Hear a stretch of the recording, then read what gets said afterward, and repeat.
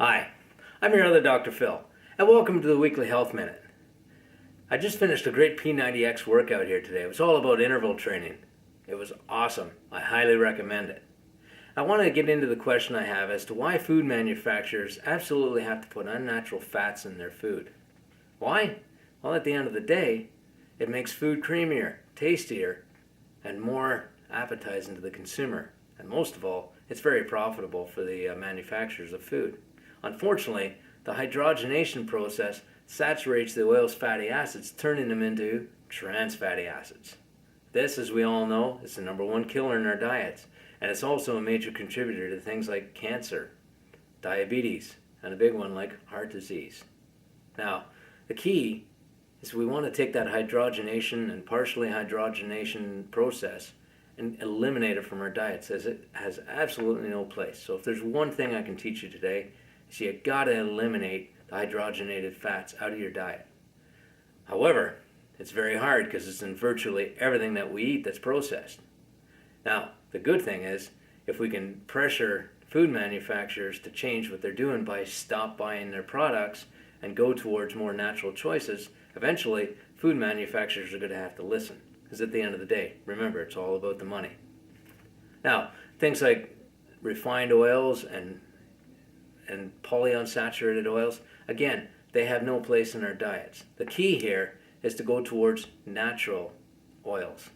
These are the oils like extra virgin olive oils, cold pressed coconut oil.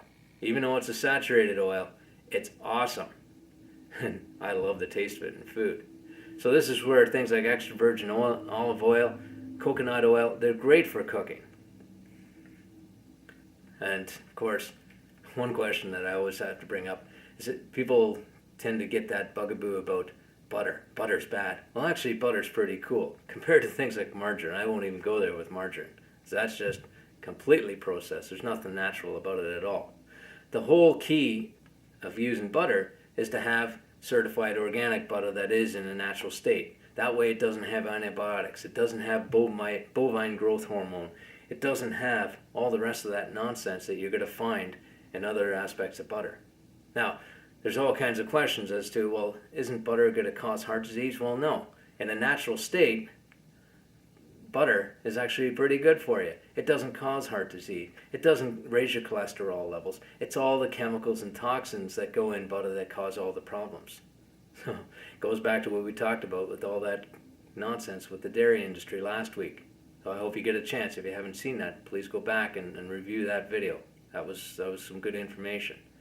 Now, at the end of the day, I highly recommend that you check out a website called sunfood.com. If you go to our website at backtobasicscenter.com, you can link through that, and it's some amazing information on what I'm just talking about with natural fatty acids and better choices you can make in your diet. So I'll leave it at that for today. Next week I want to get into the glycemic index and refined carbohydrates, just to build on what we're talking about. Until then, I'm your other Dr. Phil. Make yourself a great week. Bye now.